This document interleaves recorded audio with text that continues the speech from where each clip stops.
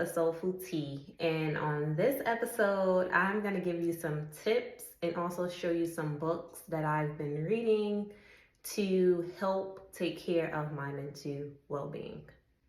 So, the first thing that I do each morning is I do yoga. And before doing yoga, I felt like I needed to always be doing something.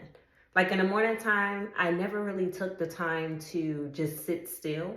It was always like, you gotta go. You gotta be there at a certain time.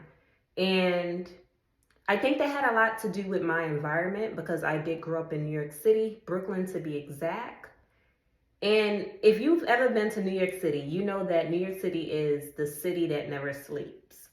So I had been conditioned to feel as if I always needed to be doing something. I needed to be making progress. But I've learned that movement does not always equate to progress. So every morning I give myself 10 to 20 minutes to just sit in silence, meditation, yoga, and it has allowed my internal to be calm. Therefore, my outer, my physical being is more calm when I have to go out into this chaotic world. The second thing that I do is I drink tea. I love tea. I've always loved tea. So I drink a lot of like lemon, grass tea, peach tea is one of my favorites. Black tea is really good for you. Ginger tea, turmeric. I just love tea. And I also feel that tea is another way to keep my internal being calm. It just feels good to have like a nice hot cup of tea in my favorite mug. The third thing that I do is I journal. I've always been into like writing poetry, writing short stories, just venting on paper. Because I believe that like my journal is my safe space and I can literally put whatever I feel down on paper without it being exposed. Yes, I love to journal. I love to write poetry. When I was younger, I used to be in this writing group and we did a couple of performances and it was great. Like I enjoy writing. So those are a couple of things that I do to take care of my mental health. And these are some books that I've read and I'm currently reading to continue to take care of my mental health. So the last book that I read is Black Rage. Y'all, this book is amazing. It is about the Black psychology. It's written by two psychiatrists. It is a must read for any Black person who wants to learn a little bit more about Black psychology and just personal growth. So this is definitely a go-to. I love workbooks. I love like activities and being able to have like a prompt and write underneath the prompt. So 2 books that I picked up from 5 and Below is the Happiness and Contentment Workbook. And this book contains a lot of like wisdom and guidance, and I'm able to tap into parts of me that I did not tap into by writing my thoughts down. So have you ever noticed that you would rather be right than happy? How would you be if you dropped the demand to be right? And it gives you some space to write.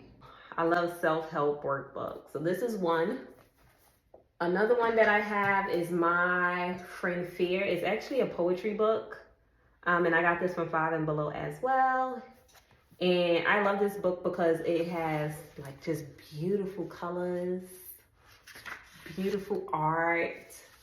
But it's a poetry book. And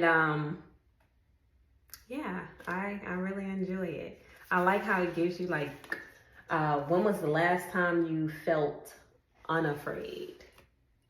And it allows me to think.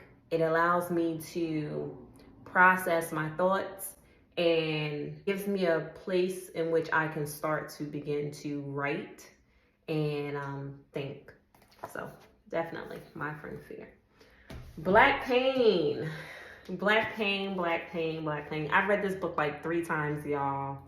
And I must say, Terry Williams did an amazing job. She's a licensed clinical social worker, and she talks about her experience with like depression and mental health issues that she suffered with. And this is definitely one of my favorite books. Like, I could read this book a million times because it's so relatable. She gets very personal. She's very vulnerable in telling her story. So Black Pain is definitely a great book. Now, the book that I'm currently focusing on, and it's pretty big, is the Feeling Good Handbook. And I got this book from a bookstore here in Columbia. And what I like about this book is it breaks down the different ways of our thinking. This book is about 704 pages, but it gives you prompts as it describes the different ways in which we think and how we handle certain situations. So this is definitely a great book. I haven't gotten through it all, but I'm definitely working on it day by day.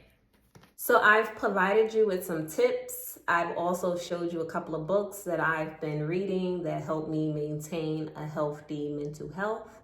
And I just want to give a couple more tips. Another thing that I do is I protect my peace.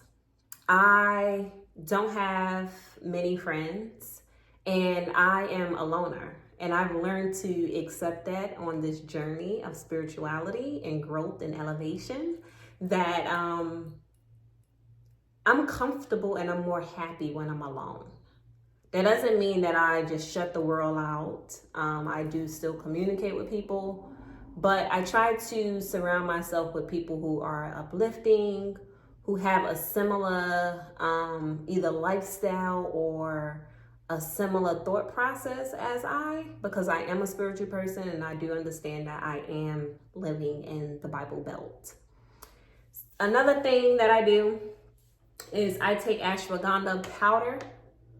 I take a tablespoon of it and I pour it inside some water and I drink that, and that also helps keep my anxiety intact, my internal being calm, and I try to do that every morning. So far I've been doing it consistently and I have seen a change. So ashwagandha does come in the form of a capsule or it comes in the form of a gummy. And there are lots of benefits to taking ashwagandha.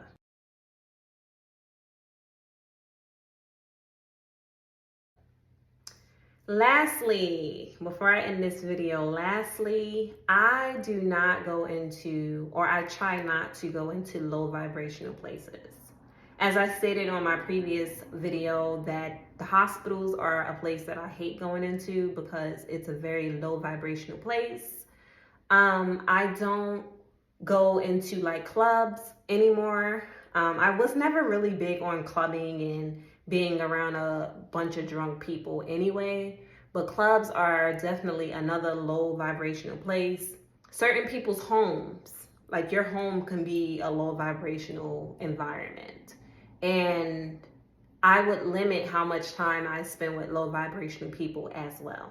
In my previous experience in working in certain workplaces, they take more of a mental toll on you than any other place because that is the place that you spend majority of your time.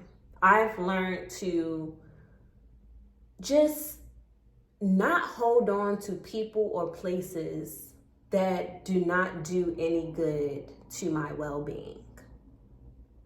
Thank you so much for tuning in to Soulful Tea, and I'll talk to you all on the next one. Peace.